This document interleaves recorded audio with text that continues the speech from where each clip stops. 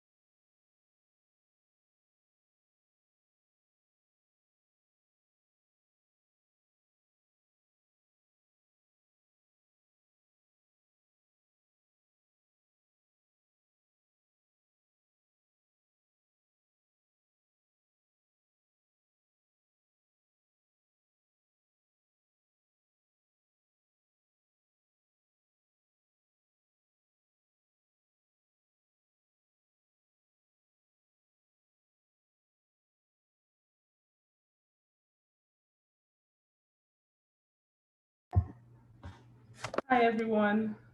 Thank you so much for joining us. My name is Juliana, and this is my Obo husband, Joseph. Joseph Obo. Thank you so much for joining us, Mrs. Ijoma. Thank you, Awuli.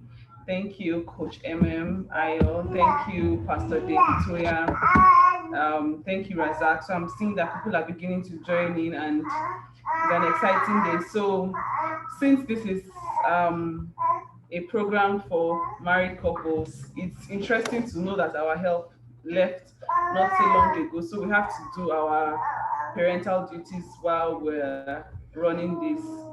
But we are still excited to do this. So this is husband and wife, and My wife and son. husband and wife and son. Yes, and um, so today we'll be talking about a topic that's very important. Hi, Coach Nice to see you. To see you You're looking, too. Good evening. Good evening, sir. Good evening, ma'am. Good evening, thank everyone. you.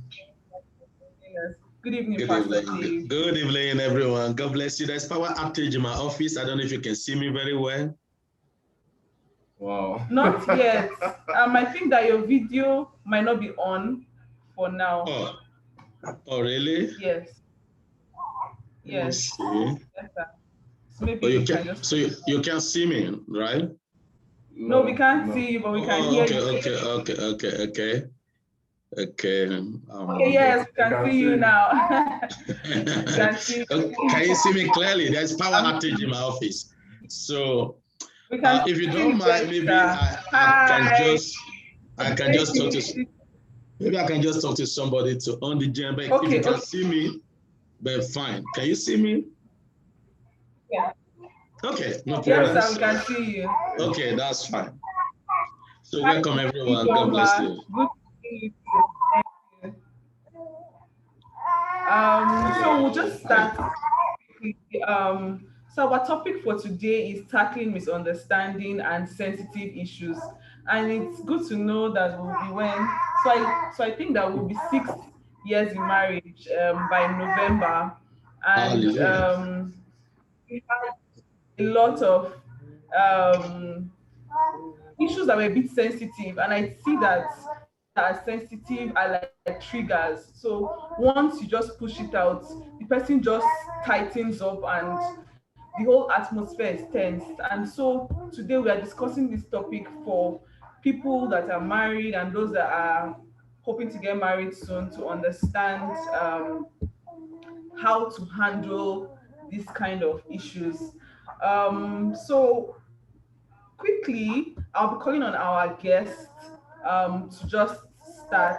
So it's mostly like a chat pattern, or what I say. So by the time you talk about 15 minutes, the next speaker will speak for about 15 minutes, and by the time we're done, then we'll just go into a discussion. So there's no strict rule as to how it's going, but it would end up being a discussion. So let's start with Coach Ayo. She would be starting this and hitting the road hard and teaching us more about how to tackle misunderstanding and sensitive Sensitive. issues. You're welcome, Ma. Thank you so much. Thank you so much for having me here. It's such a great pleasure to be here with you today. I'm very, very grateful. So this topic is very, very interesting because um, truly conflict issues are things that we definitely need to talk about in marriages today. And so one thing I want to say, the first thing I want to say today about tackling issues in marriage is that, first of all, you need to understand that there will be conflict. I mean, look at it this way. Both of you are from two different backgrounds, probably two different cultures, two different life experiences, two different parenting, I mean, what you saw with your parents is totally different from what your spouse saw with their parents. So there will definitely be conflicts here and there. And one thing I usually say to couples is that conflict can be a tool in God's hand to make you guys grow stronger together. And it can also be a tool in the devil's hands to break you apart. And the choice is yours to make. What will you use those issues to? Will you allow God to use those issues to bring you closer and stronger together? Or will you allow the devil to find footholds through those issues and set you apart? So the first thing I want to say is, when there is a conflict or you want to tackle issues, there has to be a desire. And that desire has to be for our marriage, for your spouse, for not a selfish desire, but a desire to move forward, a desire to grow past what has happened and move forward. And the second point I want to say is, you have to understand the differences in your personalities when you want to tackle issues. When issues come up and you want to tackle issues, you have to understand that my spouse is not me and I am not my spouse.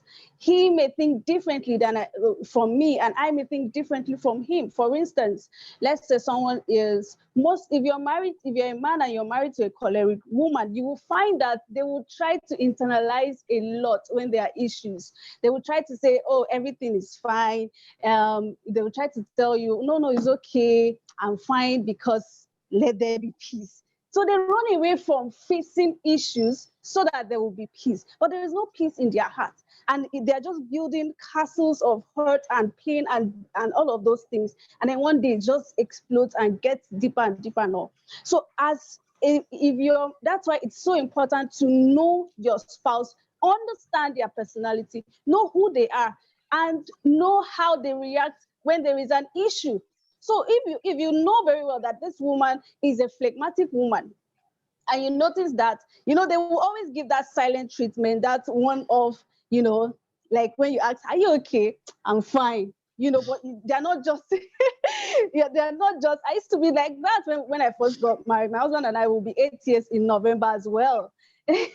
We'll be 8 years in marriage in November as well. So when we first got married, our first year, I am a phlegmatic, but then I didn't really know how to express myself. So he would ask me, are you okay? I'm like, yeah, I'm okay, but I'm not truly okay. And then I would be so bitter towards him because I was angry and hurt and didn't know how to express myself. And what we notice is that he is more expressive. He's a choleric, so he's more expressive. So he comes hard. He says, you did this, you did that, and I'm not happy about it. And you need to look at this, you need to look at that. And the way he was also tackling issue was hurting me. And I, on the other hand, I was hurting myself by internalizing a lot and not expressing myself and not being able to sit down and actually tackle issues. I ran away from issues, like seriously. But our breakthrough came when we sat down to really understand our differences and our personalities. I may not be, I won't want to be the first person to come and meet you to say, look at this, you did this to me, I'm not happy about this, just like the way you are so expressive. What do I need? I need a safe environment. I need you to come up to be like, I don't think, I know you're saying you're okay, but you're not really okay. Okay, let's talk. What's really the problem? Right? And I will be more open to share, like, okay, this is what you did, and I'm not really happy about it. I feel you would have done this better and done this better. And then we learned that he was always, because he's a choleric, there's something that they say, you can't win a choleric with words. When there is an argument, just forget it. That was what happened to us. So, because when I say, you did this, babe, you did this, and you did that, it didn't go well with me. And he'd be like, no, that is not it. You're getting it all wrong. And he will defend. Defensiveness is another thing that really hinders pure conflict resolution in marriages. Defensiveness. It's something we all need to look out for. It's actually a natural human nature to defend yourself when you feel like an attack is coming. So he'll be like, no, no, no, no, you're the one getting it all wrong. This is it, this is it, this is that. Now, that didn't even encourage the phlegmatic in me to even speak up again, because after all, you will defend yourself. You will tell me it's my fault, or you will tell me it's not, it's the way I'm thinking. It's just you. It's just you. You're the one thinking that way. That's not the problem. So when we learned that, that is where the problem is. We started to say, okay, you know what? Just forget about defending yourself. Okay, just own it first and apologize. Then we can move on to talking about it. What really, really happened? What went wrong? And how can we fix what went wrong? Because when we have a spouse who is trying to share their heart or their pain with the other person, and all the other person is saying, no, I think you're the one just thinking this way. Every time, if it happens consistently, the other spouse will definitely shut down. They will not want to they will just be looking at you and be saying, I'm okay, I'm fine, but they're not fine. And one day you have to deal with a lot bigger issues, because those little things were not dealt with. And another point I want to also talk about before my time, please, can you signal me when my time is up? Before my time is up, is that apologizing, right? Wow, apologizing. Like I said, you need to learn how to take ownership and not be defensive when your spouse says stuff, or you're trying to tackle an issue, or take responsibility. There's always two parts to it. Take responsibility. You would have communicated better. You would have called her. You would have called him. You would have done this. Take responsibility and apologize. And when we apologize, and I want to say this too, you should also, this is why it is good to study your spouse like you're studying a course. Study your spouse. You should know we have different apology languages. That's it. We have different apology languages. For one person, just saying I'm sorry will do it. But for the other person, it may not do it. You have to learn. We have 5. I'll just briefly share the 5 different apology languages that we have, so that you and your spouse can sit through it and look at it. This is yours and this is mine, and talk, so that when issues come up, you'll be able to apologize effectively. It's one thing to apologize. It is another thing to actually apologize effectively. And number 1 for the apology languages, we have what we call expressing regret. These people, the people that love expressing regret, they just want you to say the word, I am sorry. They just want that. Simple, direct, plain. I love those people, but that's not me. If that is you, thumbs up.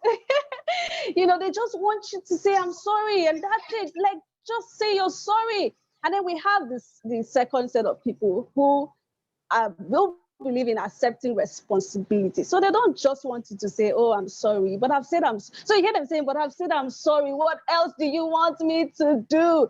No, they also want you to admit what you were wrong about, what you're sorry about, what happened, what you would have done better. That is my category.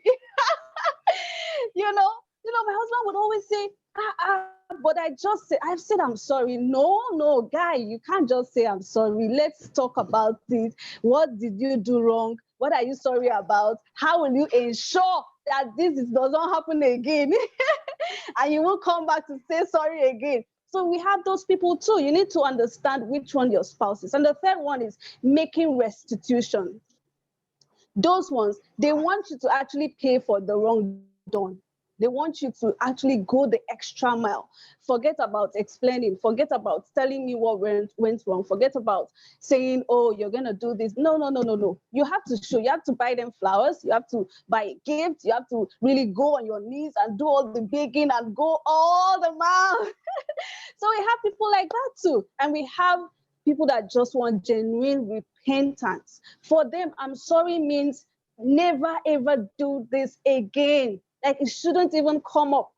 That I'm sorry for them. So even if you say I'm sorry 10 times, they don't care. But as long as you keep repeating that, then it doesn't mean anything to them anymore. They want to see that you have totally said, I'm not going to do this again. Then the last set of people that we have is requesting forgiveness. Those ones actually want you not just to say, I'm sorry. They want you to acknowledge that they have the power to forgive you or not forgive you.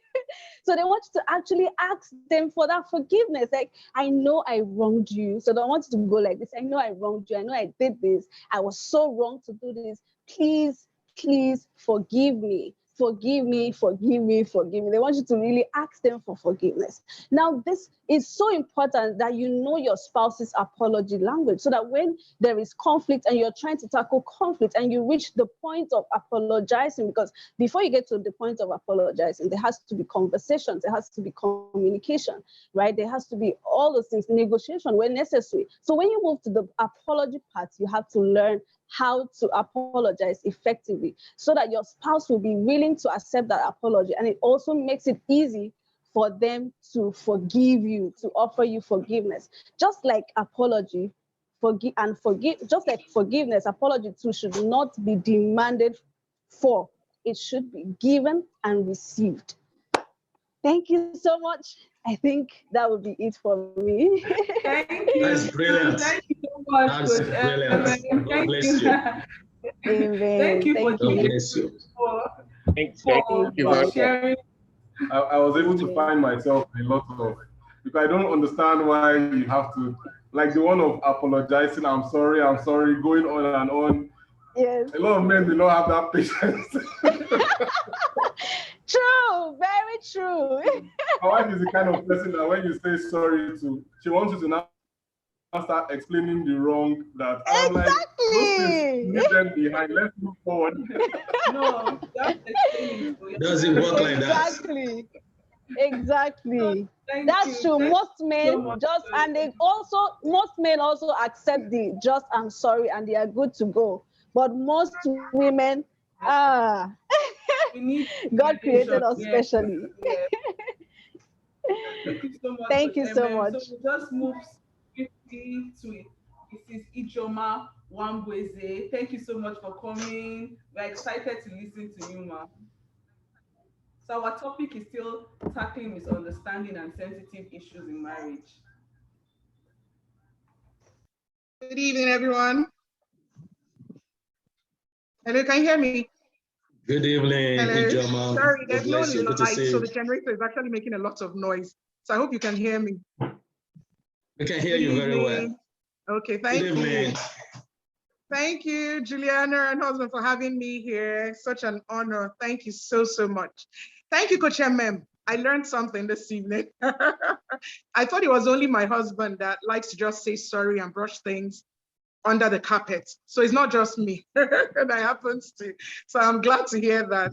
Okay, I'm coming from another angle. You handled, Coach MM handled conflict. But what if it's not a conflict? What if it's just a conversation that is difficult to talk about? Let's say sex. You want to talk to your husband about, because what we're talking about is tackling misunderstanding and then sensitive issues. So I'm coming from the angle of talking about sensitive issues. How do you talk about sensitive issues? Because some people just start off with, I know men hate that we need to talk. They hate it. Once a man hears we need to talk, he runs in the other direction. He'll tell you, okay, he fixes the time, but he makes sure he's not available at that time because that's we need to talk, or I have something to tell you, or do you understand? They just hate it. So the first thing is find the right way to talk about, to even introduce the topic so that the man is even interested in talking about it. So I'm going to use sex as an example now because I know it's something that couples don't talk about at all. So it's a very sensitive issue in marriage and relationship. So if you want to get I'm coming from the wife's perspective now, you want to get, because the truth of the matter, women, are we here? Truth of the matter is that most men don't really know what to do with us. That's the truth of the matter. So, so if you really want him to get you, you need to talk about it. Because you're just going to be frustrated. That's just the truth of the matter. And that's why you see a lot of women, when the men complain, oh, we don't like to have sex, we don't like to have sex. Truthfully, this is the reason. Because we feel that most times the men don't get it right. And we really don't know, based on society and our backgrounds growing up. Like my mom never talked to me about sex growing up. My mom never said that. She just didn't have that conversation with me. So it was a taboo in my household to even mention the word sex. My mom just told me, you're growing breast. So the next thing, if you touch a man touches you, you'll get pregnant. That was the only sex talk we had. So I didn't know anything about sex. So we all learned along the way. But you now get into marriage. Marriage should be somewhere you can communicate about anything, including sex. But because of how we grew up, we feel it's if you come and start talking about sex, you seem loose. The men start looking at you as in, why are you so carnal? Why are you so, in fact, are you sure you were not a prostitute in your past life and all that? Because you're talking about sex. But it's something that God has given us to enjoy in marriage. So we should be free to talk about it. The way we talk about money, the way we talk about school fees, the way we talk about finances, everything. We should be able to talk about sex. So now, how do you approach the men talk about sex? You don't come out and start saying, oh boy, we need to talk, or there's something that is bothering me. Most men, once you come with a accusatory tone, they become defensive. Before you've even started, they've already built up walls and they're ready to attack. So the first thing you do, you come out, find a time that he's okay.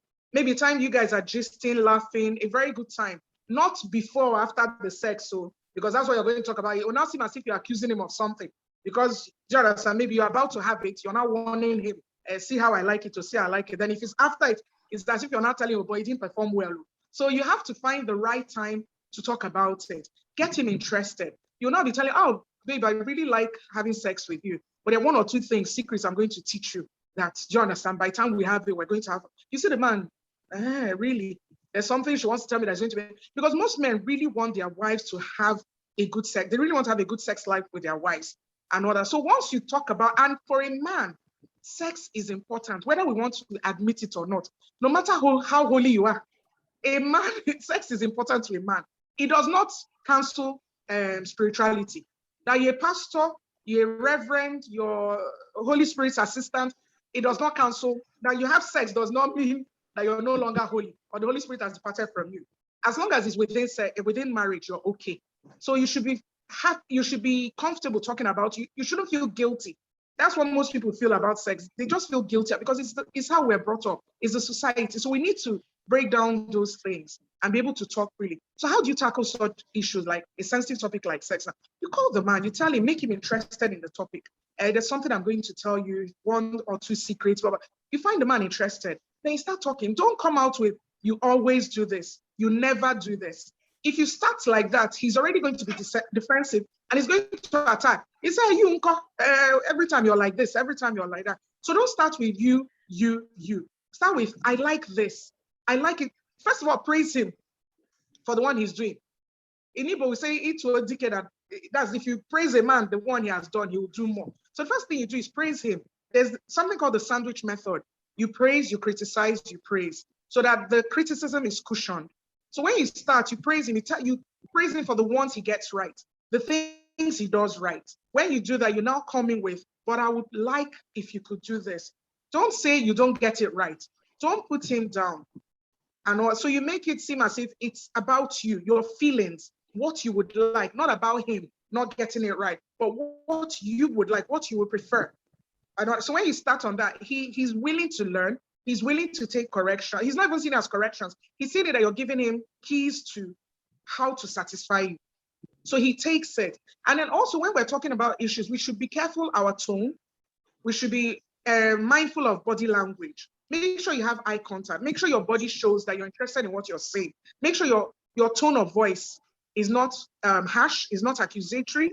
Let it be something, yes, you're speaking your truth, but speak it in love. Put yourself in his shoes and say, if somebody spoke to me like this, would I be happy? Would I like this? So also talk to him like that. So when you talk to someone out of respect, there's no how the person is going to come out to attack you. He's going to be able to listen. He's going to take correct. Then when you're talking like that, you should have reflective listening skills. When somebody says something, don't jump to conclusions, don't make assumptions. Repeat what the person has told you. So are you trying to say that if I do this, do that? Just make sure you understand. Put aside your own views, your own opinions, your own ideas, and try to really listen to your husband or your wife. Make sure that when they're talking, you're listening. If you don't get it, ask for clarification, ask questions. So are you saying that if I do it like this, that this is the effect? And she says, yes. Instead of you to just assume, maybe she's saying this and you're assuming this, then when you now enter the actual thing, you now do something totally different. There's still going to be an issue. So make sure you understand where the person is coming from. Get that reflective. In the art of listening, you listen, you ask questions, you make sure you understand what the person is saying. And then you now know that both of you are the same. Then when you're talking about issues, make sure you shouldn't enter solving issues with the mindset of, I need to be right, he needs to be wrong. There's no right or wrong. If you have that kind of situation where you feel, oh, I won, you actually lost. Because if your partner is not happy with the result of a discussion, it's still going to affect you. So the most important thing is to be in agreement. Both of you should come to a compromise that you can both live with. Okay, I like it like this. I don't like this. Okay, let's get a middle point that both of us can agree on. Because if you end up with, oh, I got my way, he didn't get his way, it doesn't make sense. Peace should be the most important thing. What is right should be the most, but not who is right. And so these are some of the things, Jonas, I wanted to say, if you're talking about issues, make sure that how the timing, the location, the tone of voice, the way you start the conversation, the way you're addressing your spouse should be out of respect. Don't come in an accusatory matter. Then also be ready to take your own criticism. Don't be ready to dish out if you can't take it. The way you're also telling him where he's getting it wrong, he's also going to have issues that he's going to point out that you two are getting it wrong. So don't get upset when they tell you your own. You've told somebody their own, they've taken it. When they tell your own, also take it. So have that open mind of, okay, yes, I might not get it right. And the same way he's not getting it right. So we both learn from the discussion. Talking about difficult issues is meant to strengthen a marriage. Communication is meant to be the bond between a husband and wife. So it shouldn't, at the end of it, talking about a sensitive issue, both of you should actually come out feeling better about the relationship. Not one person being upset, one person, do you understand, being happy, as in I wanna, it doesn't work. The most important thing is to resolve the issue so that it can better the relationship, not to weaken it and not to cause further issues. So that's just the angle I wanted to come from, not just conflict, but even how to talk about difficult issues in marriage. So I hope I kept within my 15 minutes. I talk a lot too. I think I did. Thank you very much. Thank you. Thank you. Sorry. God bless you. It's not like That's beautiful, Ijoma. Thank you so much, Thank you. Ijoma. You really hit the nail on the head. Although some things are more like on the flip side for some couples, for issues of maybe sexual relations and all that, it might actually be that it's the man is on the lesser side of maybe men that don't really want sex, that are not really sexually minded in that sense. Maybe they are too busy. They are business They are minded. too busy with a lot of things, and sex is like it's not the primary per se. It's something for them that maybe happens as things go on. They don't plan for it, So maybe you may want to address it on the flip side as well. For men who do not necessarily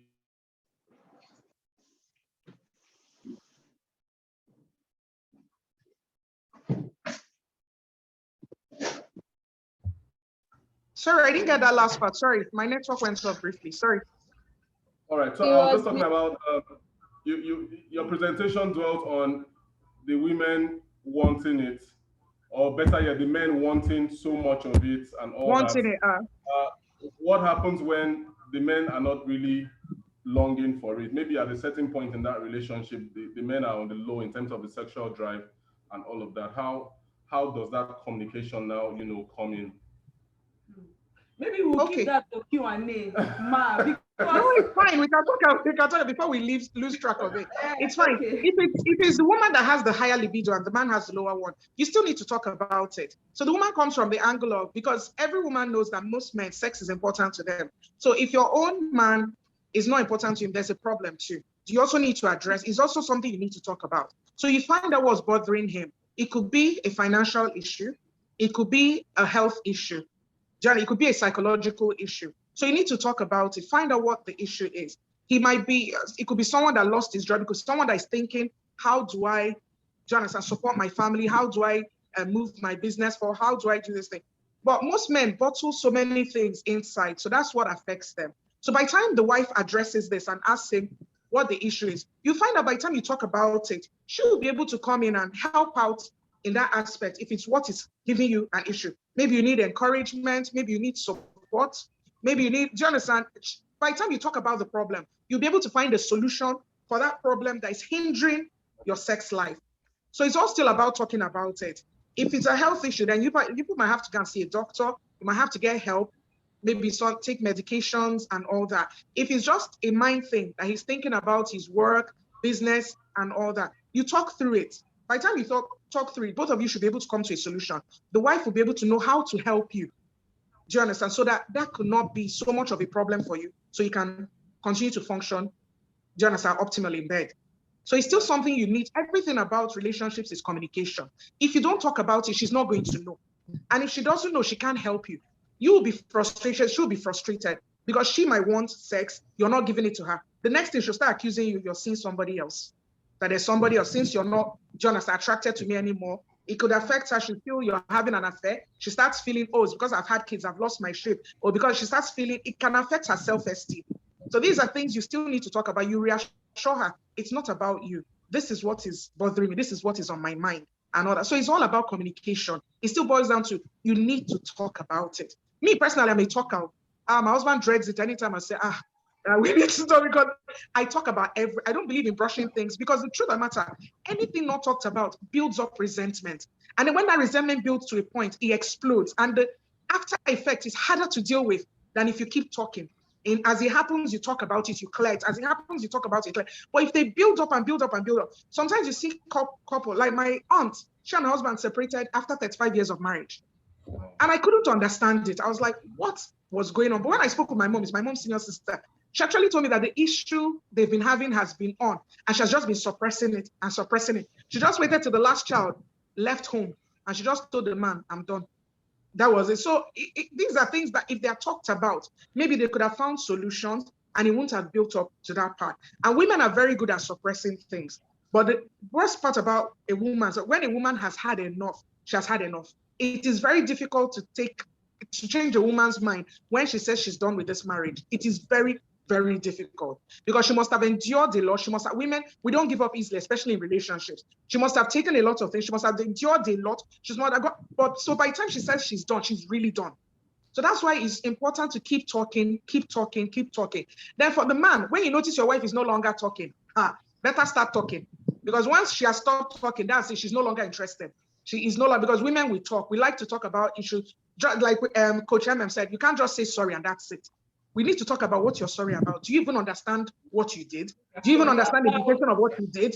That's how we function. Do you understand what you even did? And when you repeat after me, it's not going to happen again. That's how we function. So by the time the woman stops talking, she's no longer interested in dialoguing, sorting out issues. That's it, she's done. Once a woman is quiet, I tell people that you're in trouble. Don't think that finally I have peace. You don't have peace. So that is where your problems are really.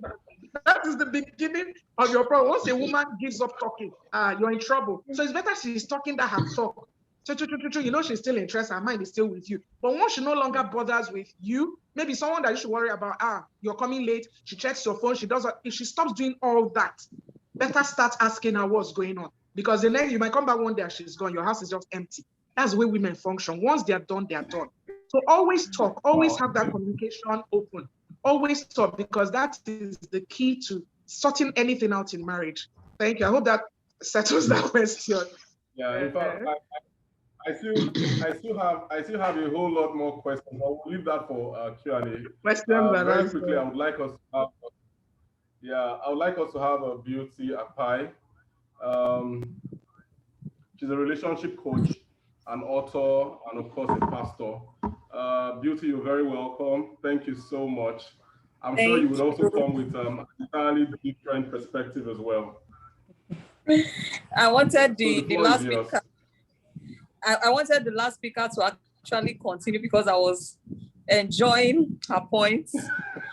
So that was a nice one. Thanks for having me. All right. Talking about tackling misunderstanding and sensitive issues in marriage, I can tell you that the problem most people have in their marriage is handling misunderstanding. Most people don't know how to handle misunderstanding. I must understand that sometimes misunderstanding goes hand in hand with marriage. You know, conflict is inevitable in every society, and marriage is not an exception. The two has become one does not mean we are now the same. It does not mean we are now similar. It does not mean we have same philosophies about life.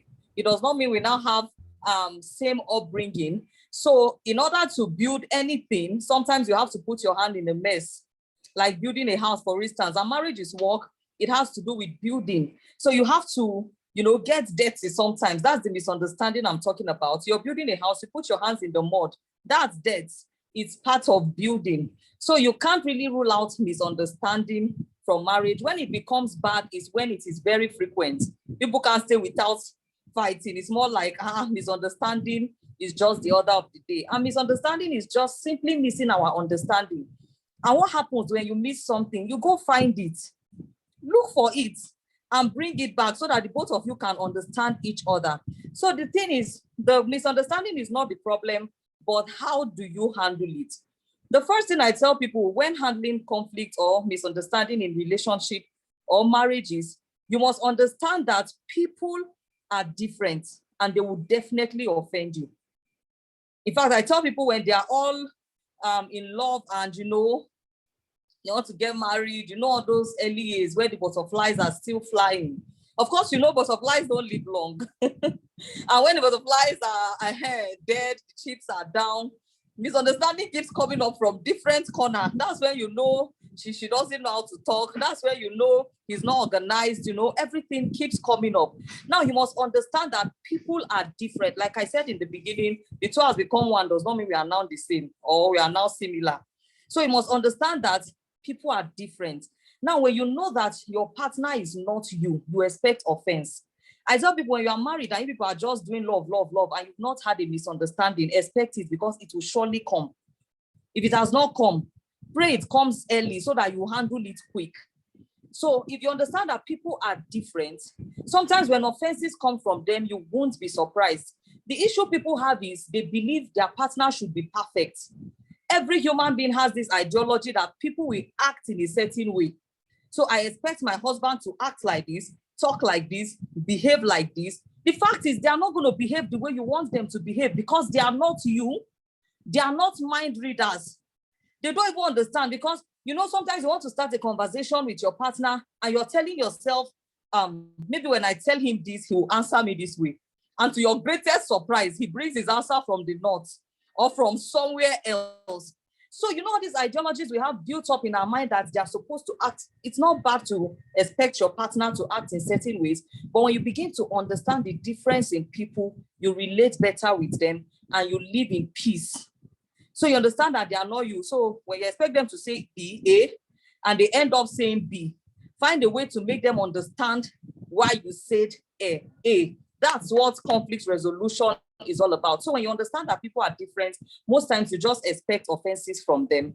And when the offenses come, what do? I always tell people, you need to pause, breathe, and think before you act. I'll repeat it. You pause, you breathe. And the thing is, most of us, we are in a hurry to react. Something happens, you are just giving each other back to back.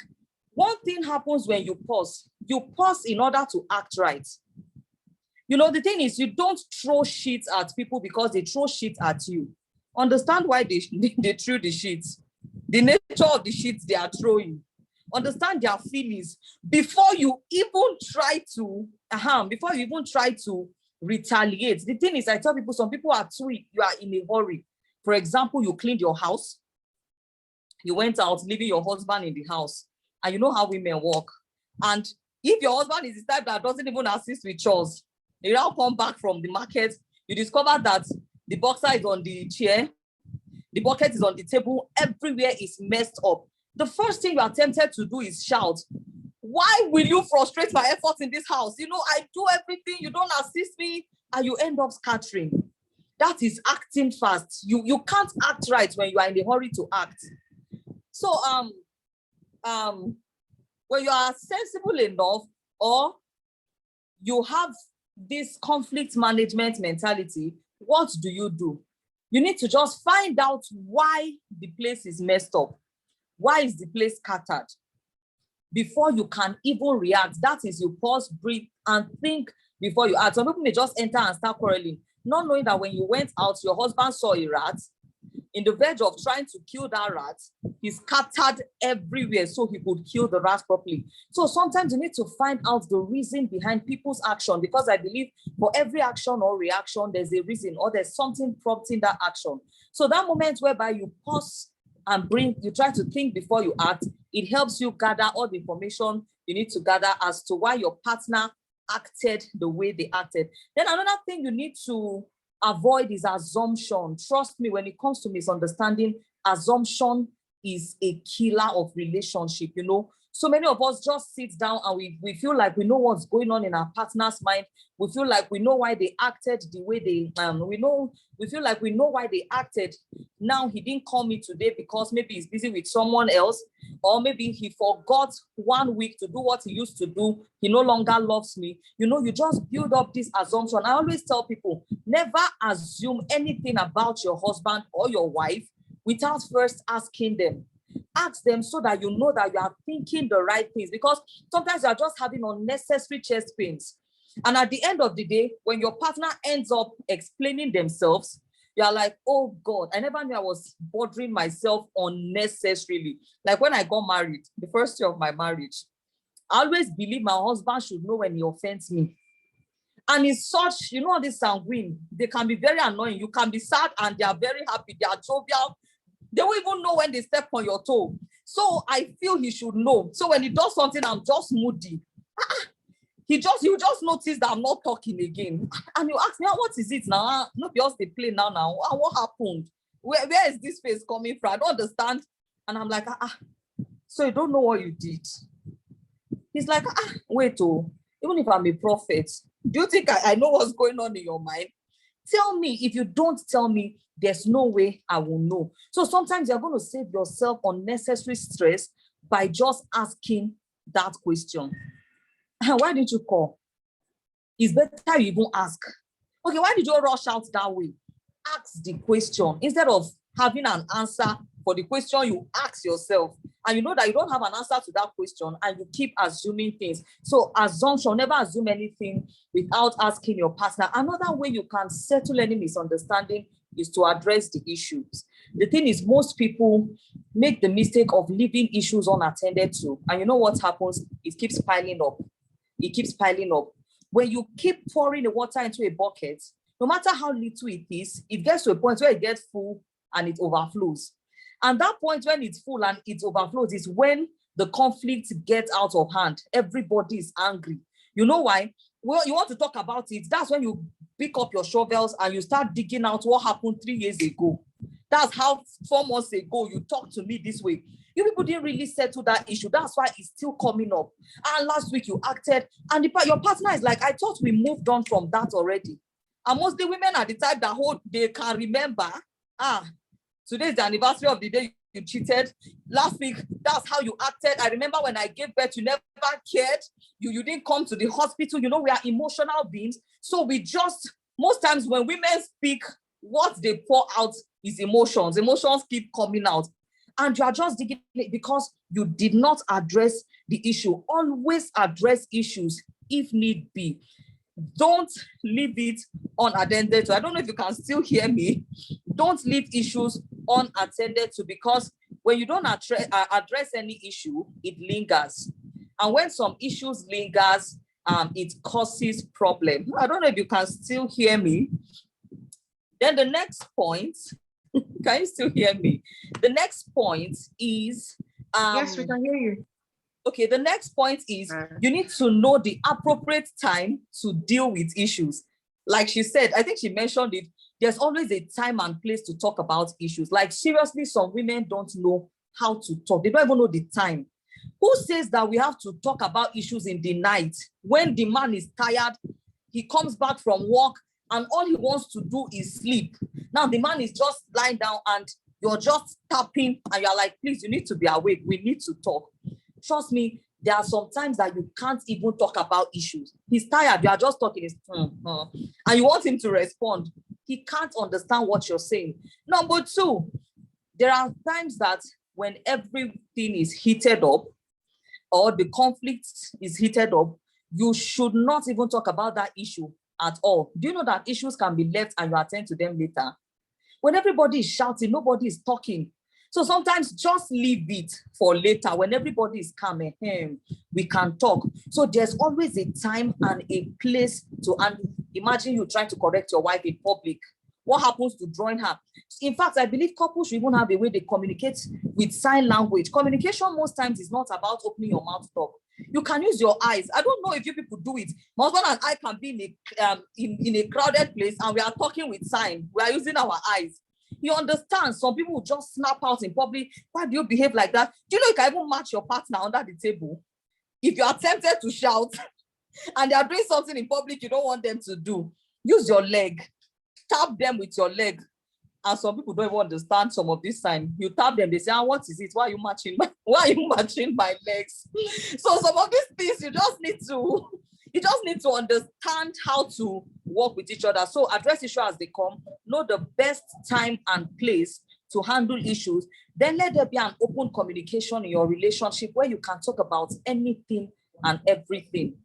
Nothing should be left unattended to. She talked about couples not being free to talk about sex. And I've said this, why we will not be free to talk about sex? You are having it, why won't you talk about it? Most times when you come to my Facebook page and I'm talking about sex freely, some people come for me. But after it, you need to see how people be bombarding me with messages. Mama, thank you. There are some things I couldn't tell my wife, but she was watching and you hit the nail on the head. So when the atmosphere is not created for people to express themselves, a lot happens in the background. So feel free for your partner to tell you anything and everything. And that can happen when you don't build friendship. Some of you are too rigid. You just rebuke them. Somebody's talking about sex. You are saying, you are spoiled. Who spoiled me? Who have I been to? Is it not me and you that have been spoiling each other? Who spoiled me? So just feel free. Talk about this thing. Then another important thing people leave out when it comes to misunderstanding is people don't listen. Learn to listen to your partner. Do you know that there are some things that are not even communicated that you need to figure out by yourself? It's just that some of us are not sensitive enough to know the happenings around us. Your partner is going through depression, you don't even know because they didn't say it. You are waiting for them to say it. You know that 75% of communication has to do with body language. I think just about 25% has to do with what you say. So try to read their body language. You notice they're in a bad mood. You now bring play. Somebody once said, I can marry a mad person. I'll just study when the madness comes. Avoid the person. When the person is normal, we can now play. Study their body language. They may be going through a phase. Both the things they are saying, the things they are not saying. Your partner is complaining about one thing for 2 months. You keep doing the same thing. Try to find out how it feels to be in their shoes. Then always see that the both of you reach an agreement on every matter. And if you can't reach an agreement, leave it till later and you can always handle it. The thing is this, Amos chapter 3 verse 3 says, can two people live together except they agree? So you just need to fight for this agreement. Look for ways to find this agreement in communication, in your intimacy, in the way you talk, in the way you live with each other. Just find ways to freely talk about anything and everything. Maybe my time is long gone, right? Let me no, stop I think here. just about 1 minute, but you really hit. Thank you so much, Mrs. Beauty. Let's just move straight to Pastor Dave. It would be good for us to hear a male perspective to this. I think women are talking. So now let us know their own side of this matter. Pastor Dave, you're welcome. He's the pastor of Majestic House, and we're excited to have you here. You're welcome, Pastor Dave. I think you're muted.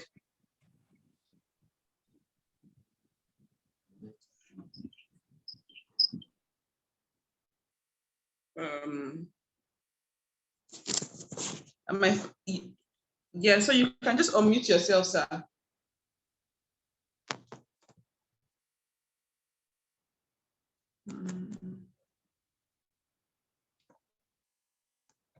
Let me see if I can. Oh, good evening, everyone. Good evening, sir. Good evening, everyone. Good evening, sir. Can you hear me? Yes. Can you hear me? Yes, we can hear you. Yes, sir.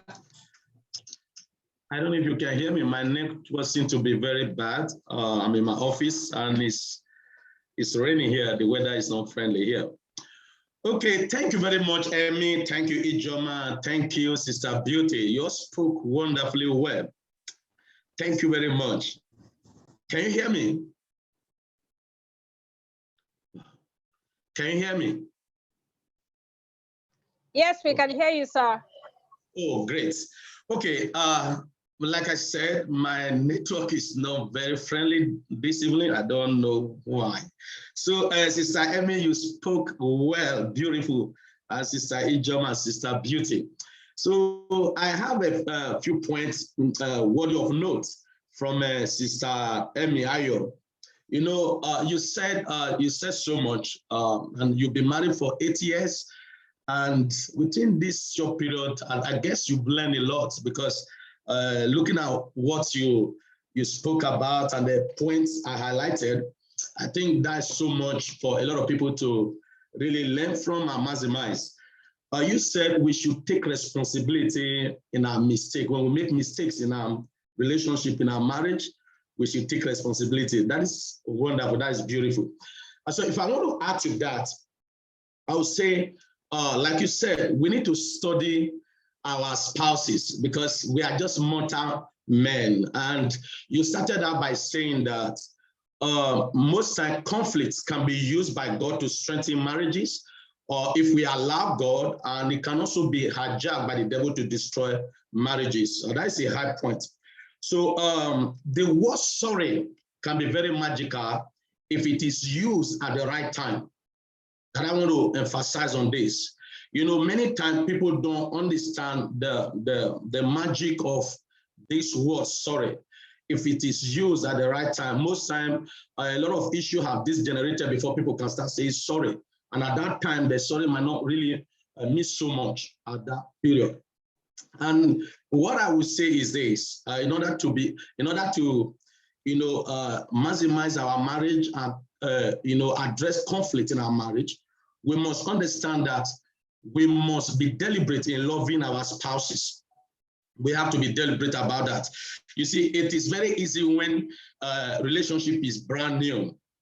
And with time, it will not come as easy as it will at the beginning. So at this time, you have to be deliberate. You have to make a choice. Making a choice to love your spouse is an act of maturity. It doesn't come easy. You have to be deliberate and you have to place value on your marriage, most importantly. So how do you tackle sensitive issues or tackle a problem in your marriage? One, I think first and foremost, we must realize that we are coming from different backgrounds, different experiences, different ideology, but it takes time for us to understand each other. And people, what I've discovered over time is that people like the idea of wedding more than the idea of being married. When you place value on your marriage, irrespective of mistakes made by your spouse, you'll be able to persevere and you'll be able to overlook. And another key point I want to make clear here is that pray for your spouse every day. You'll find out that when you are able to pray for your spouse every day, when they happen to make mistake, which is bound to happen, then you'll be able to overlook. Because somebody you are praying for every day, when he offends you, then you find it easy to be able to overlook and be able to address it properly. Like one of the sisters that spoke earlier made mention of, we shouldn't leave issue unattended. That is very key. One of the sisters that spoke earlier said that women are used to keeping issues. They hardly talk, even when they're going through stuff and all of that, except you have to push them to talk before they talk. And another one spoke about the sensitive area in marriage, the sexual part and all of that. I don't think there's anything that you cannot discuss in your marriage. Because if you have made up your mind to be married to a man or to a woman, you should be rest assured that you shouldn't hide anything. You are bound to be happy. You must be happy. And if you want to be happy, be ready to discuss everything. And if your spouse needs something from you, I'm talking about sensitive parts of marriage now, sex basically. Your wife or your husband should be able to tell you how she or he enjoy sexual intercourse without looking at her or him to be extreme or maybe unspiritual. Just accept the fact that you are meant to share life together. Either way, make each other happy. Place your spouse above everything in your life, even above your children. So when you're able to do that, there's no conflict that comes that you will not be able to address. Place your spouse above everything in your marriage. Then conflict will definitely come. We can't rule that out.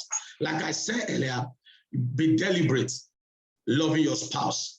When you are deliberate about that, no matter what happened, the mistakes, conflict, you can easily resolve it. I don't know if you can hear me still, please.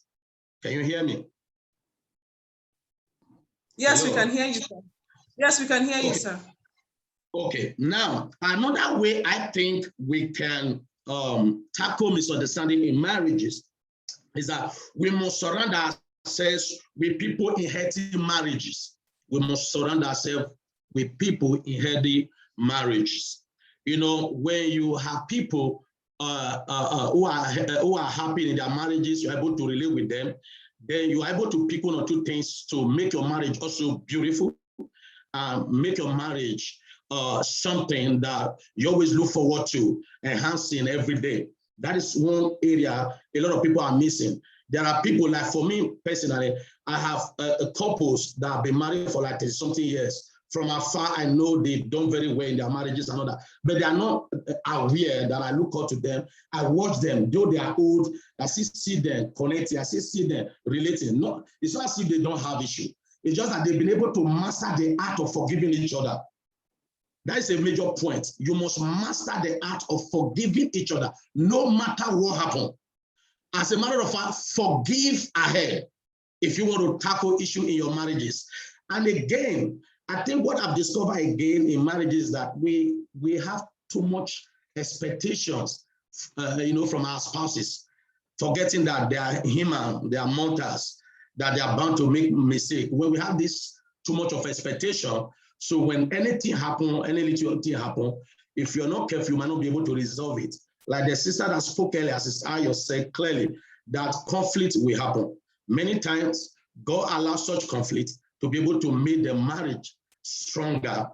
Then if we use it well, it will be good. But if we don't use it well, Satan can hijack it. So love your spouse unconditionally. Don't love your spouse based on what you just want or expect. If you love your spouse unconditionally, whatever happens, you'll be able to overlook. You'll be able to accept her human nature, her shortcomings, and just move on. So let me just touch that aspect. I think one person just spoke about it briefly. The sex. I think it is not being addressed in churches. It's not being addressed in many marriage seminars. If sex is not properly addressed in marriage and it's not understood properly, it can cause serious issue. I don't see a problem telling your spouse how you want your spouse to make love to you, how you enjoy lovemaking. If you are not satisfied, you should be able to speak about it. And if you speak about it, you are not only helping your spouse, you actually help yourself, except you have a hidden agenda, you believe that you can have it better outside. Because it's like whatever you are doing, whatever you are perfect in doing today, you started it somewhere, you built on it, you learn so much about it today, you can do it very well. I think the same way it is with marriage, and that's how we should address it when it comes to sex. So I think that's just my little cents contribution. Thank you. Thank you very much, Pastor Dave. Hello, so somebody there. Yes. Can you hear me? Please, can you hear us? Yes, we can hear. Okay, thank you very much. So I know of a story of someone who was married and she already had 3 girls, and the husband needed a boy urgently. Then she got pregnant again, and the man just sensed that that baby was going to be a girl. Okay, she already had 2. The man sensed that that baby was going to be a girl, so he told her to have an abortion, and she said that she wasn't going to have an abortion, and that was how the marriage broke. And she gave birth to that baby, and the baby was still a girl. They are not together. This is like 10 or 15 years past that time. So I think like a lot of things, like there were some times where you might have a spouse that is unreasonable. And people say that, yes, that you must have seen those signs before you get married. But what if you saw the signs and now you are inside the marriage? What do you now do when you are now inside the marriage, but you need things to change urgently? So this is the time for Q&A. If you have a question, you can type it in the chat box or just raise your hand and you can unmute yourself and ask your question. So any of the speakers can answer. Okay, Sister Julie, if I want to, let me contribute to that. Let me quickly contribute to that, about the spouses that have issue about sexes in their childbearing. I think, like you use the word, is very unreasonable, but many times you can stop people being who they are. So I think it just, when people are too traditional, they find it difficult to really have the best of life. It is very archaic, if I have to use that word, because as a matter of fact, it is not a woman that decides the sex of a child. It is what a man gives that the woman produces. That is just what it is. So I think the such man needs to be educated, needs to be told what goes on, the formation of a child. It needs to know that. A lot of them can be very educated, and yet they allow tradition to control them. In such a situation, it will be difficult for people to really tell such a man what to do, except prayer. So what I will say, that sister just need to pray. So the sister need to pray and pray and pray. And there's just a key point I probably didn't address while I was speaking earlier, because I don't think I've actually used my 15 minutes. Friendship is very key in marriage. If we want to tackle problems that confront marriages, friendship is key. Friendship is key, because you tell your friend everything and you are open to your friend, whether you have secrets or you have issues that bothers you deeply. You should be able to open up. When you open up to your spouse, when there's friendship, you'll be able to open up to your spouse, and you find out that when you are able to open up, there's something that cannot be addressed. The beauty of marriage starts, and conflict can easily be resolved when there is strong tie and bond in marriages. And that can only happen when true friendship exists. So at that area, I wanted to quickly add to what I said earlier. Thank you, Juliana. Okay, thank you very much, sir. Mrs. MM will be leaving shortly, so maybe I'll just call her to say something before she leaves. She has another program by 6, I think. Okay. Oh, thank you so much. Thank you so much. Wonderful session. I also learned a lot of things today. Before I run away, sorry, I have to run away now. But before I run away, I just want to also add that it is okay if you find out that your spouse and you and your spouse keep having reoccurring issues, and you're not able to settle it, you're not able to tackle it. It is very, very, very, very, very okay to seek professional counseling. Please, it is very okay. Seeking counseling does not mean that your marriage is in doom, or your marriage is failing, or your marriage is a bad marriage. No, seeking counseling means I value my spouse, I value my marriage, and I'm willing to do what it will take to help us get better together. Thank you so much. Thank you so much, Coach MM. We appreciate you. Have an amazing weekend. Thank you, Coach MM. you. Bye. Bye. Bye, Ma. So we have a question from someone, and he's trying to find out how to handle when a spouse is how do you handle a spouse who is always defensive? Yeah. Okay. If you have a spouse that's always defensive, I think you start by,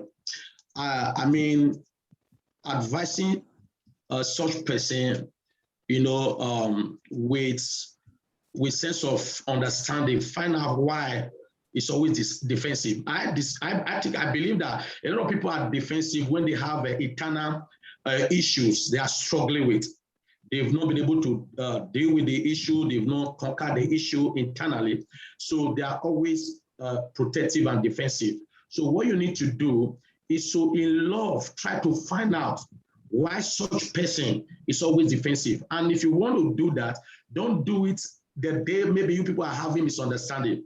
Do it in a day when you have a beautiful atmosphere, maybe after a wonderful dinner or explosive sex. Just, come up with it. Like, I discover you're always very defensive. Is there any issue, maybe internally, you are struggling with? I'm part of your life. I want us to handle it together. I want us to discuss it and all of that. You find out that if that issue is not resolved internally, that person will remain defensive. You must have that person overcome that struggle. That person is going through struggle internally. So you as a spouse, the honor is on you to be able to get into that person's mind, in love, and try and find out what is going on. What is the struggle this person is having? What is strengthening her? Why? What is it covering that she doesn't want to let another person know about? So that's just what you need to do. Don't judge the person. Don't be judgmental.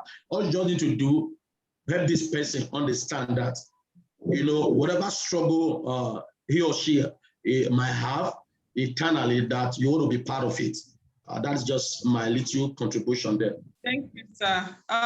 Coach Ijoma is like, you want to say something?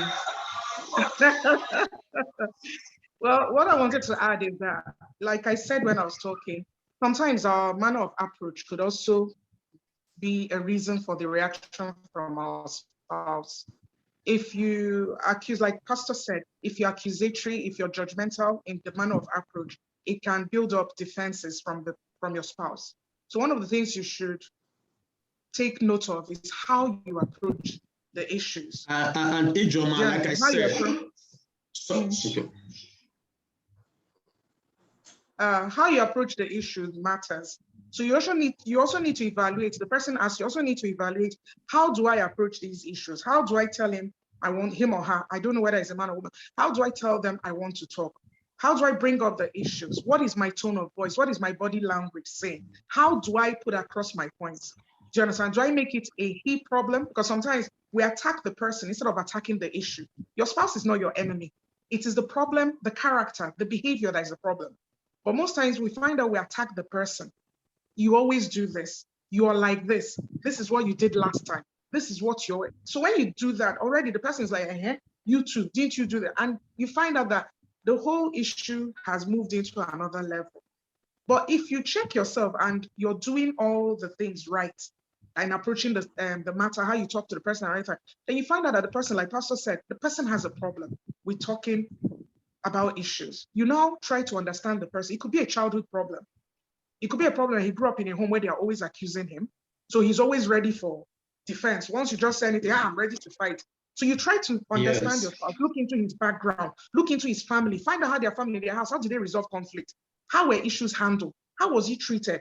It will help you better understand your spouse because we are a product of how we were nurtured, how we were brought up.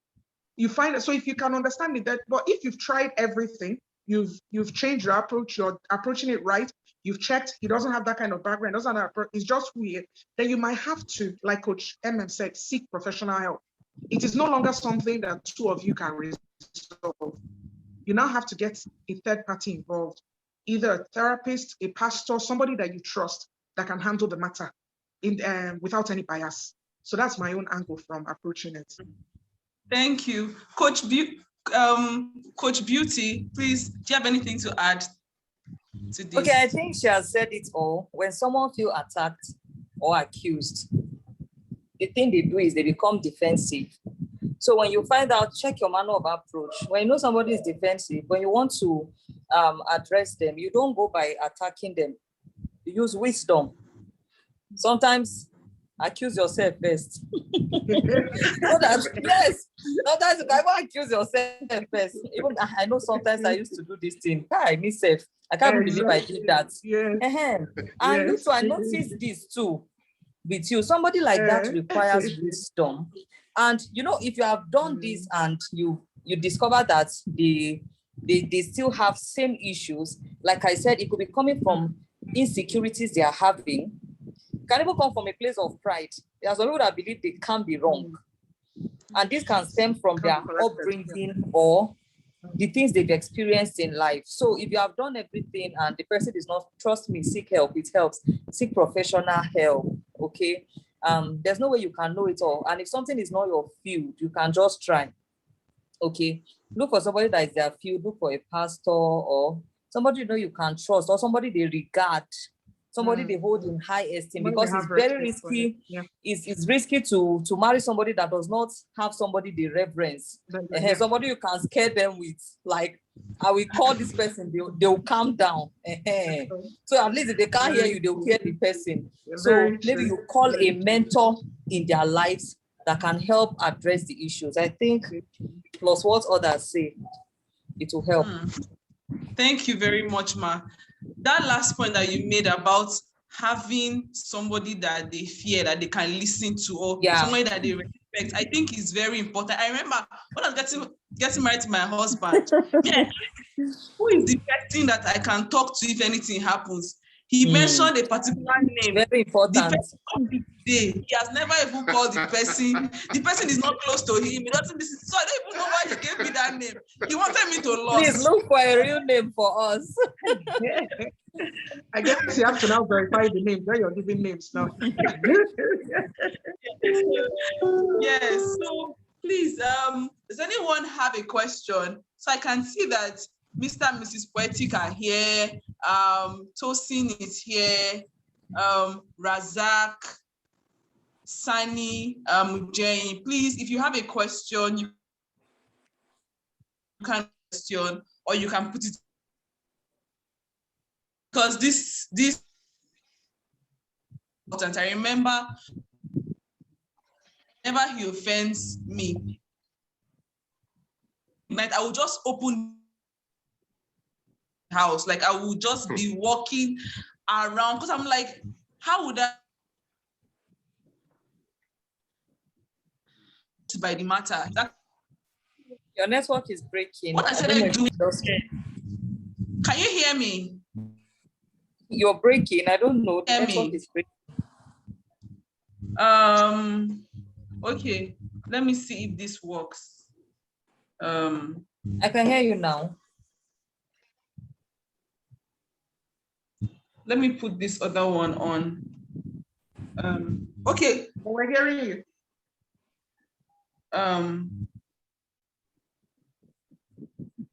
Okay. I have a question. Let me see if I can get the question. How do you handle lies in a relationship? How do you handle lies in a relationship? A spouse that lies.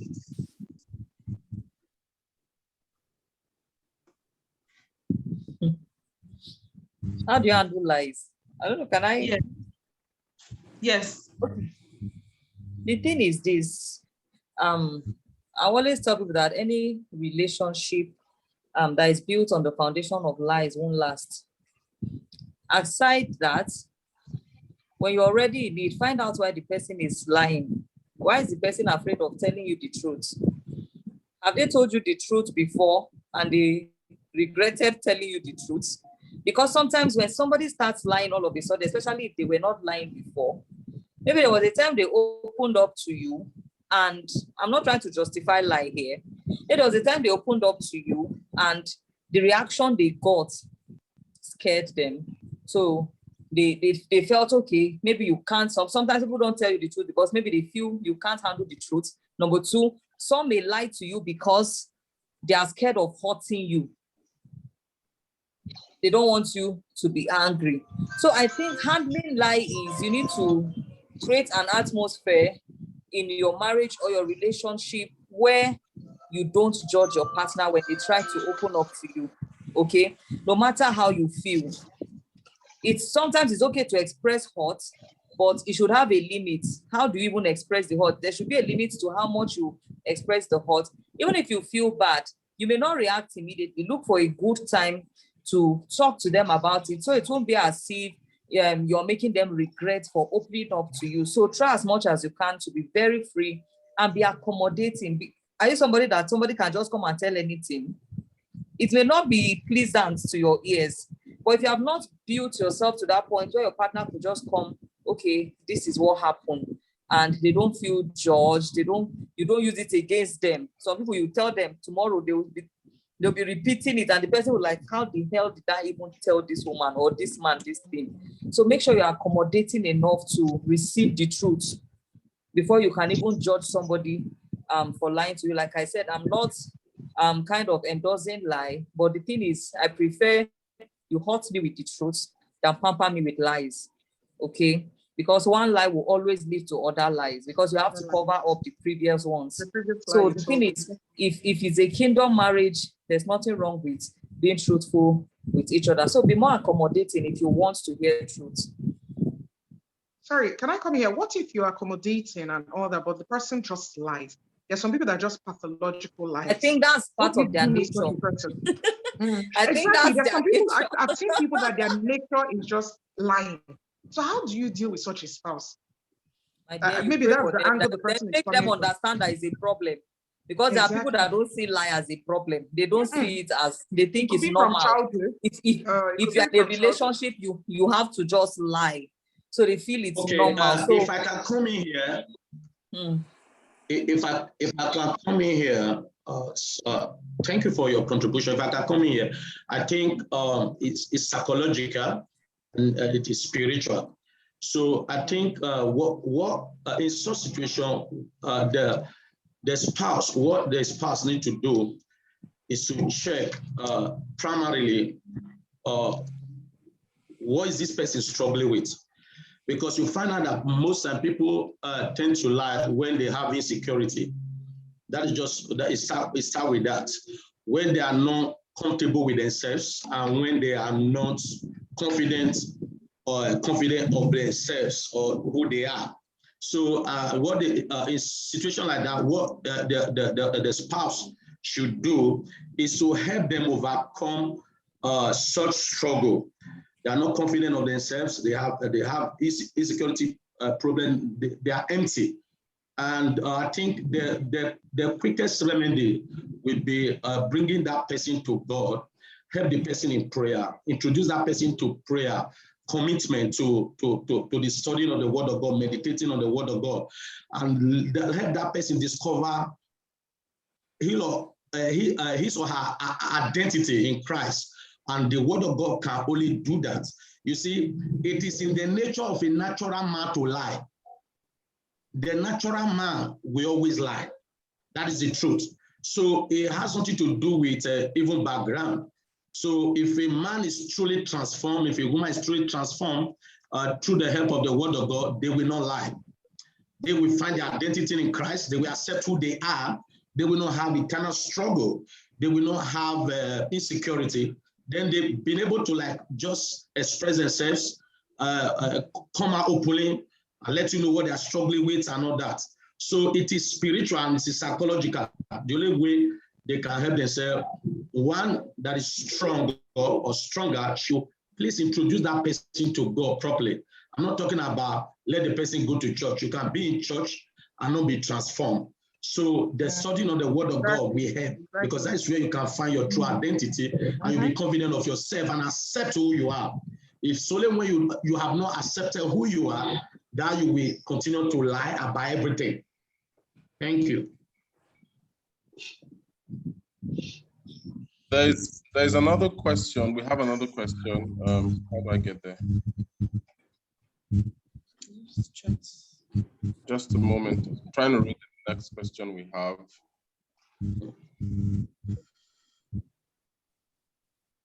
Yes. So this question goes: how do you get your spouse to dream and plan big for you and the family? Having a very content and unmotivated spouse. How do you deal with spouses who are very content? They don't feel the need to, go above, certain limits, and their propensity to plan big is very minimal. How do you deal with such spouses? So anyone can answer it. Sorry, please, can you hear us? Yes, we can.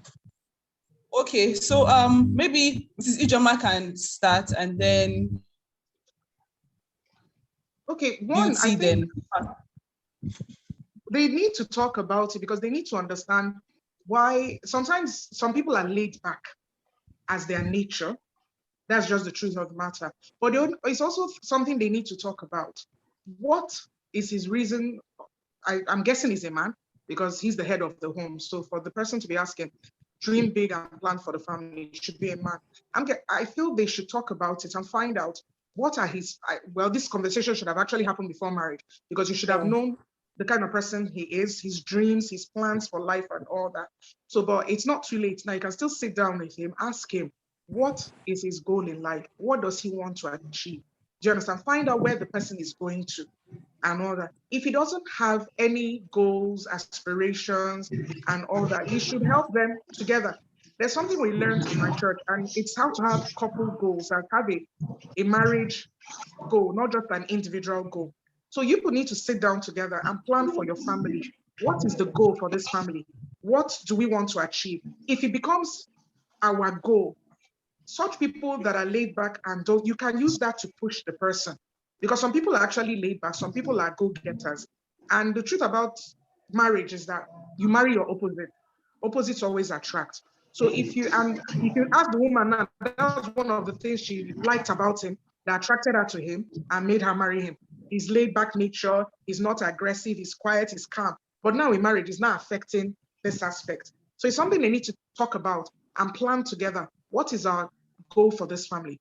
What do we want to achieve? Then let them work towards it together. She can be pushing him. They can set goals. They can set targets. And then she can help him to achieve such goals and targets. And hopefully with time, he will be able to become like that. That's my own view. If any other person has any other view.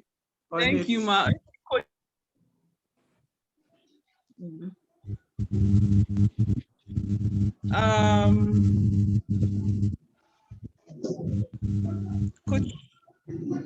Coach Beauty can. Okay. Trust me, I have an issue with someone being laid back because I'm a very goal-driven person. Contentment doesn't mean we should relax, to be sincere. It doesn't mean relax. Okay, what if you have this plan, you've had your couple goals, like she said, marriage goals, you have your vision written down as a family, you have to look for ways to achieve those vision. If the person is still like that, trust me, I will tell you to push, because I can't allow a laid back person lay me down. Me too, I won't stay. By the time the person sees that one person is, going, and the person will see that the effort of this person is counting, it can challenge the person to do. It's just that some people, when they are laid back, if you like, be a go-getter, be a workaholic, they will do. But the thing is, if you are a person who has vision, don't allow the fact that somebody does not want to move stop you from moving. Move. Set visions too. Try to work towards it and keep encouraging the person to do so. So if I keep telling you, okay, do this, and we know it's for our own good, you are not doing it, I will not come and fail with you. Me, I will have vision, and because my children are involved here, so we can't have two laid back people. We'll do it like that, and I'll keep encouraging you. I'll use myself not to boast, but I'll tell you, imagine if I just said and I didn't start this thing. You won't use it like it's an insult. You don't use it like you're insulting the person. Look at this thing I wanted to. Imagine if I had not taken steps. Where will we be today? Hey, I wouldn't have achieved it. To help me thank God, my husband. This is not me insulting you, but you know that putting in effort works. Then another thing, if the person is laid back because maybe you are doing, because I know of some people, I know of some people that have reached me that since they started working, the man is not doing anything. He's That's right. even close up. They feel you should buy. Cut off some things they are enjoying. By the time they begin to feel, trust me, but sometimes you can't pamper a lazy person to become serious. I'm sorry to use the word lazy, but cut off some opportunities, some things you used to do. Deliberately don't do them, and don't lie to the person that you are not doing it because of this. Look for a bigger project that your money will go into, so that by the time they even ask, the money is not even there. If they see that this thing is not going this way, they will wake up, trust me. Because there are some people that are, I don't want to call them chronic laid backs. They just don't want to do anything, and it's multiplying by the day. If you don't take action, it becomes a problem. It's a problem. Me, I don't know about me. I don't like lazy people. I don't like somebody being laid back. Let's all work. The Bible says he that does not work will not eat. So we have to. It's really. Yeah. But the problem, sorry, let me just cut in here. The problem with that sometimes, if you're the woman that is the ambitious one and the man is laid back, if you now push and he doesn't cooperate, and then you go ahead and, do you understand, continue to achieve and all that, sometimes it also causes a problem in itself. Because for a man that is insecure, it becomes a problem. Because the man now starts to feel that you're taking over his role, you're not trying to be the head of the home, you're not trying to, exactly. So because from my own personal experience, like someone like me, I'm the one that has, and that's what I'm saying, someone like me, my husband is laid back, I'm the one that pushes. But what I did to be able to overcome it is that I set common goals for two of us, and then I assign responsibilities. That's what I do. Him. So we sit down together, we come up with the ideas. In his mind is his idea. It's him that is, do you understand? I'm just giving the support. But I came up with the idea. I'm the one telling him, what do you think about this? Why don't we do this? Why don't we do this? Blah, blah. I'll just come up with it. And then he runs with it thinking it's his idea. And I'm comfortable because as long as it's getting done, I'm good. And every other person thinks, you understand, so because my husband can procrastinate for Africa. If you see that, initially he used to frustrate me. And I'll be like, because I'm like, we could be doing this, we could be doing this. Ah, look at this. If we had done this, we had done this. But I learned that thing. And he's also somebody that is very proud. So I needed to find a way to balance it, because sometimes when I go ahead of him and do things, that you're now feeling like, I now said, how do I handle this? So this was what I came up with. And I said, okay, let's be doing it. Like, it's our goal, it's our project. So I come up with it. I see this thing, I saw like our house now. That's how we got it.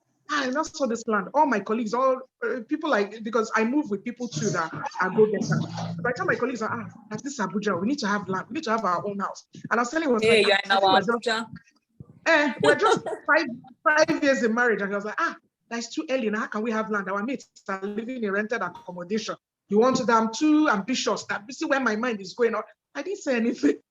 when my colleagues were going, I just told him, let's go and just look at the area. He came to the area, he loved it. I said, what do you think? Let's just ask. Let's even know how much. We asked, we knew how much. We picked what we had. I said, I can get loan, because I'm a government worker, he's not. So at least with my collateral, I could get loan. I got the loan. We got the land. That was it. We now kept quiet. Oh yeah, now we have land. What next? Okay, sat down again. I looked after 1 year, land was fallow. I said, Daddy, I gave you one loan in my office. So what do you think? Should we take it? He said, hey, can you get it? I said, yes, I can. I collected the loan. I moved it to his account. He was building the house. I sat down. It's me paying back the loan and all that. But his mind is the one doing everything. Do you understand? I'm just support. And I'm very comfortable as long as it's getting done. I don't care who takes the glory. I don't care. Do you understand? Let him have that thing. But if you hear when he's talking to me, you see the house I built, and I'm just laughing because I knew it was a joint effort. But if that makes you feel good, if I have my peace and we're still achieving, I'm good with it. So it's all about knowing your spouse and then finding a way to, I believe every marriage is unique. You understand? Find out what works for you. It's not what works for A that works for you. Some other thing, I know a lot of my friends are like what you advise. Stop doing this, stop the IC, laid back because you're the one doing everything. Chill and all that. Do you understand? A lot of people are like, why would you be the one that will go and get loan? Why would you be the one that will do that? Why won't he go and do? I said, you people have seen it outside. some women don't have the same understanding as you do. I didn't listen to them So because they I was don't. like, why should I deprive myself because I'm trying to teach him a lesson? I don't get it. There's no hard and fast rule about Jonah who So does that's what. not depriving yourself. You can't. Do you know that some of these your formula can work in some and may not work in some? With some, yeah. Yeah. Depriving doesn't mean you do it for long. It's just like a trial and error to see if it will make him come up or make him more responsible. Because some people do this and hey, at the end of the day, they are frustrated, they are picking up anger. Yes, before you know, they are talking to the man like he's trash, they no longer respect him. You know what? They were not built for that. The woman wasn't built to be the provider. So it's you know, she's here to support. So when she takes up the role, she's not built for that. So it can become frustrating for some people. So the thing is this, for every marriage, it's different formula. No one works for you. Whatever works for you. Yeah. This one works for me, so I'm good. Good. Pastor Dave, you have your perspectives, sir, on this subject. Can you hear us? Yes, we can hear. I just wanted Pastor Dave to really show up. Anyway, okay, yeah. Okay, thank you for that beautiful contribution. Okay, well, let me start by saying we should not mistake contentment for layback. Yeah. Contentment is key to a happy marriage, but contentment shouldn't be containment. I don't know if you can hear me. Yeah. Okay, so we should not mistake contentment for layback because if we are not careful, some people can be very desperate, trying to mirror their marriage to other couples and all that. People have, we all have different seasons in life. We have different seasons. There's a time for everything. There are some people that will start very well at the beginning. There are some people that will start maybe halfway. Some people, we all pray that God should satisfy us very early. So what I would say is this, contentment is beautiful. That shouldn't in any way be mistaken for layback. So because now we really don't know what's going on because somebody say, okay, maybe my spouse is laid back. He doesn't want to dream big and all of that. So now we cannot see the picture completely. So what I would say is this, I tell people, be content where you are, but don't allow contentment become containment. Dream big, have vision, strive to actualize your vision and all of that. What I would say, if that person is not desperate, if it's not desperate, maybe telling his or her spouse, you know what, you need to do this because my friends, we graduated together, or my colleague in the office, they've done this and all of that. True. For me, I don't think that's the right way to motivate your spouse. No, yeah, that's not even nice. I don't think that's the right way to motivate your spouse. No, definitely. So now, if you want to see your spouse have a high drive, maybe great motivation to succeed, what you need to do, like a sister made mention of something, have a plan, just have vision. In 5 years, we can do this. It is possible. Like for some people, they accept whatever comes to their lives, whatever comes, they just take it. But it takes one person to be able to see beyond the immediate. So if you are the one that can see beyond the immediate, what you do is that sometimes just take your spouse out to maybe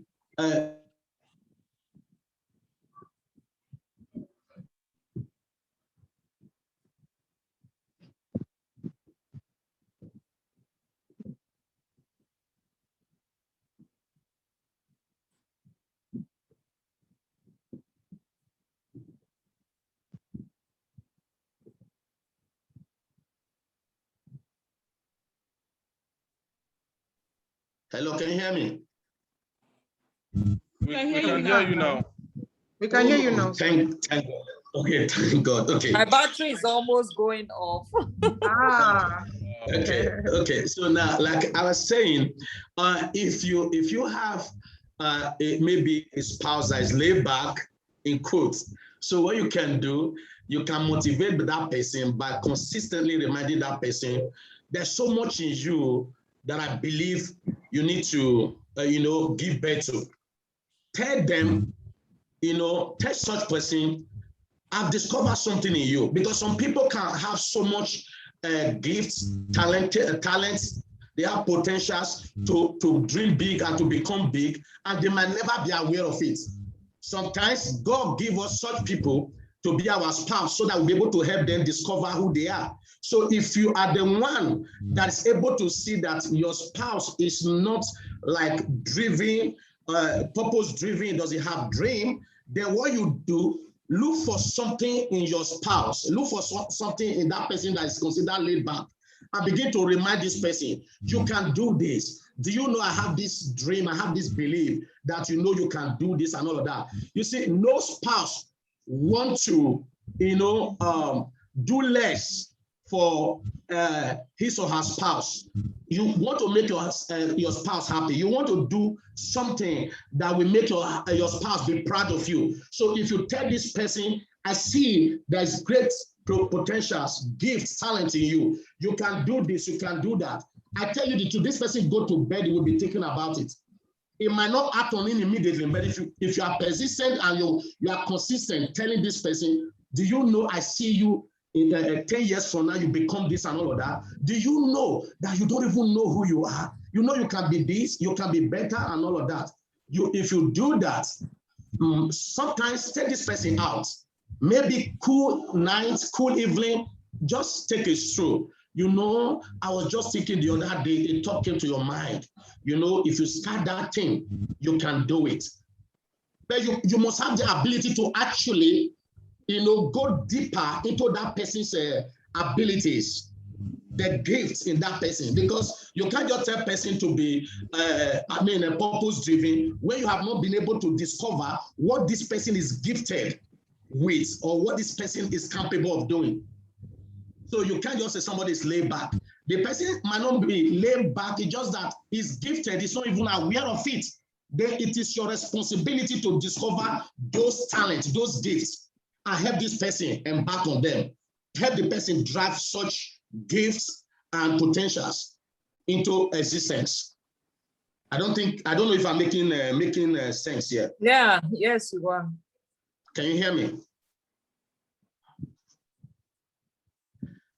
Hello? You're making sense. We want to take our last question. We want to take our last question, and I think this is from a wife who wants her husband to come back home.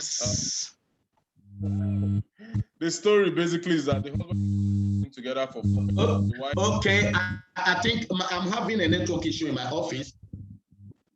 Oh, okay. The wife, you can read the question in the chat box. Okay, we have a question in the chat box. We have a question in the chat box. I just wanted 1 or 2 contributions. Let's see if we can provide some insight for whoever is going through this particular challenge. It says here that the husband has translated his wife's phlegmatism as a lack of initiative. Then he goes out and gets a concubine or maybe a side chick. Amongst other things, the wife now challenges him with the issue, and the husband doesn't feel that he's wrong, and the wife wants our intervention so that her husband can come back home. She doesn't want to share her husband anymore with the side or with the concubine. Yeah. So, do we have any intervention as to what that person can actually do? What the woman to have her husband back home? Because I feel that for a husband who has already stepped out, it would take a higher level of grace for him to step back in. So if any of us can actually attend to that, it's a real case. Maybe Mrs. Beauty can attend to it first since the battery is low. Okay, I have another live session, but let me quickly contribute to that. It's quite complicated because the man is out already. but I believe there's nothing God cannot do. I think your major issue is maybe you didn't know how to manage your temperament. You know, imagine a reserved person marrying. I want to believe your husband is a sanguine, an outgoing person. It could be that he got frustrated because he didn't find you interesting. Okay. I believe, like I said earlier when we were talking about this misunderstanding thing, I talked about trying to understand who you married. Okay. These people have desires. There are some expectations they have. Even if we know we can't meet all, but when he keeps complaining about some certain things, I believe you can learn. Okay. So the only way he can find you interesting is when you begin to find interest in his interests. I know quite people who are married to people who can talk and they are flowing very well. You discover that with time, the wife is even beginning to talk or the husband is beginning to talk because they want to find an understanding. And marriage sometimes is all about sacrifice, trying to do what your spouse wants you to do, even if it's not convenient or even if it doesn't make sense. So this would have been easier if he was at home. In fact, maybe you would have started finding interest in his interest and you people would have started, you must have started working out, coming out of your shelf, becoming more interesting. But I think now that he's not home, if you really want him back, you just have to swallow your pride, even if he found solution in the wrong place. Reach out to him, I think, and maybe try talking to him to see if you can even get him back before you can start fixing what needs to be fixed. Because the way it's sounding, I don't know if the person has already moved out of the house, but marriage is one thing that requires high level of wisdom. You know, imagine your partner wanting a particular thing and they feel they can't get it from you. It can be frustrating too. I think it's about finding interest in your partner's interest and trying to do something about it, even if it's not convenient for you. So I think the major problem now is how to get him back. And prayer is key. You pray about it and try to reach out to see if he would even want to come back. I would want to hear other people's views too, because it's quite complicated. Okay, this is Ijoma. You can also your comments. You're muted, sorry.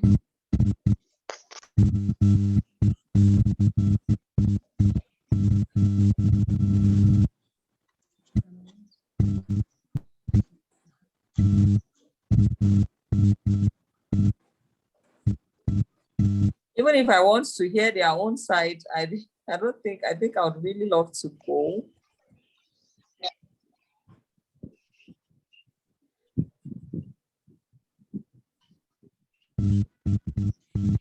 Thank you so much. It's beautiful to stay till this time. Thank you so much for this advice. Thanks a lot, Thank you for sharing with us. We sincerely appreciate your time. Thank you. Thank you very much. Thank you, ma. So, Ijoma, we're not hearing you Barrister Joe. again.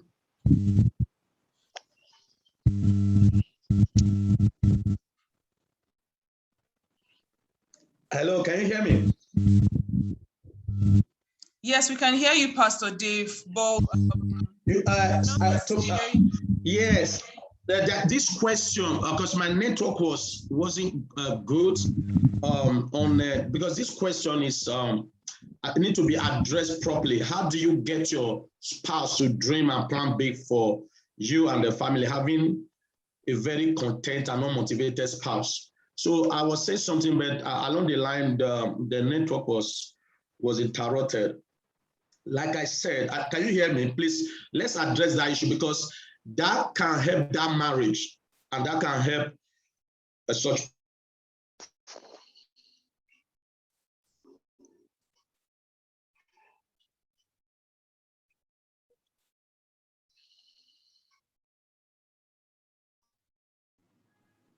Hello? okay, we can hear you now. Okay. Like I was saying, that there's a unanswered or unaddressed question. I was meant to address it about motivating a spouse that is laid back. So, like I said, we need to address it properly, because at the time I was addressing it, the network was interrupted. We all need to be motivated. We all need to have dreams. We all need to have visions. Now, like I said, contentment is important, but contentment shouldn't be containment. So there's a need for progress. There's a need for big dreams and big picture of life. So that spouse that is laid back, desperately need help, and the way such person can be helped is this: the spouse that wants a big dream, wants a big vision, can please help discover where that person is gifted, his area of strength, his talent, because no man is born to be laid back. Some people are only considered to be laid back because they've not been able to discover their dreams. They've not been able to discover their true purpose. No one that is created by God without purpose and dream. It's just that some people, they find it difficult to discover it. So you need to help them. And how do you help them? Can you hear me? Can you hear me? All right, sir, we can hear you, sir. Okay, how do you help somebody who is considered laid back? Like I said, no one is laid back. It's just that some people are gifted and they are not aware of their gift or their talents. So what you need to do for such people is to help them identify their area of strength, their area they are gifted, where the talent embedded in them that have not been discovered. Where you help them discover it and present it to them, I tell you, they can run with it. They can run with it. I'll just give you an example. My wife, an intelligent lawyer, but I noticed something, that she's gifted. She's artistic, but she was not just tapping into that aspect of her life. So one day I met her watching a YouTube video of a fashion, how to make dresses and all of that. So 2 days after, what I did, I went to Jumia and ordered for a sewing machine. I ordered for a sewing machine, delivered to my office, and I presented it to her. I said, do you know you can actually make clothes? I saw the way you were enjoying that video, the way your passion was, and the way you pay attention to details of the sewing and all of that. That was how my wife got interested. Today, 99% of the clothes she's wearing, she's the one making it. She's making almost all the dresses my daughter wears, she's the one making it. And a lot of people are being blessed and helping other people and all of that. So you can help that person that is considered laid back to identify their gifts, their talent, their strengths, and present it to them and motivate them. You will find out that that person that is considered laid back, it's actually not laid back. It's just that he has not been able to identify his or her gifts. And your job is to help them identify it and now motivate them to succeed. Did you get that? Thank you very much. Yes, sir. Yes, sir. We got it. Thank you very much. Mrs. Ijoma too has to leave, but something quickly before. Well, okay.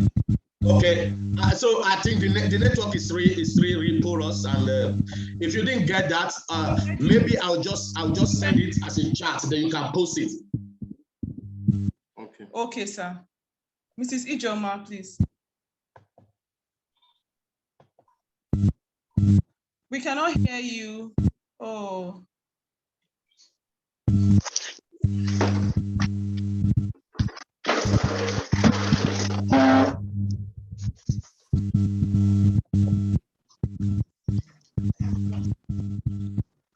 We still cannot hear you. So why? Can you hear me? Yes, ma'am. Yes, but it's low. Sorry. with my mic. We can- Hello, can you hear me? Yes, but it's low anyway.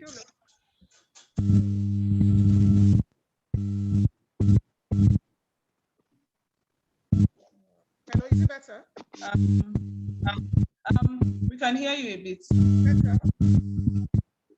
Not too good, but we can hear you. Can you hear me? Yes, ma'am. Okay. Sorry.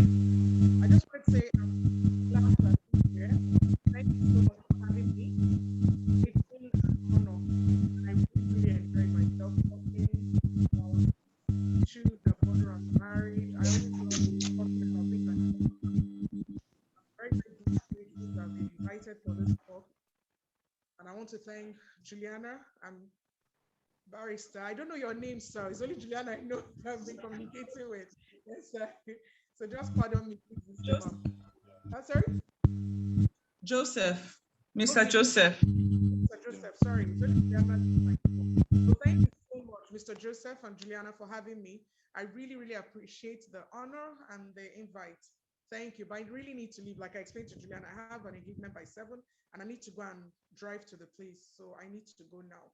Thank you so, so much. Thank you very much, Ma. We're also excited to have you here. Thank you for sharing your knowledge. Thank you for your time. We sincerely appreciate you. Have an amazing weekend. Thank you, Ma. Bye.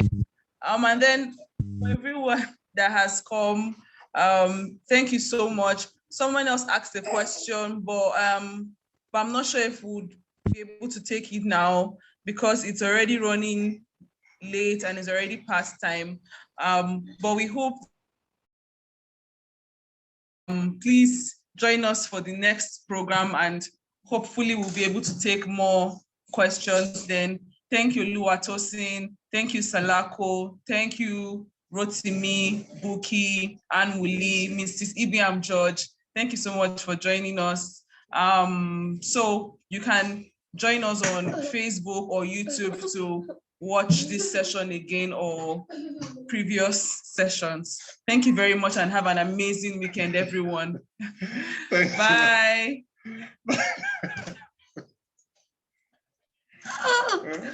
Thank you.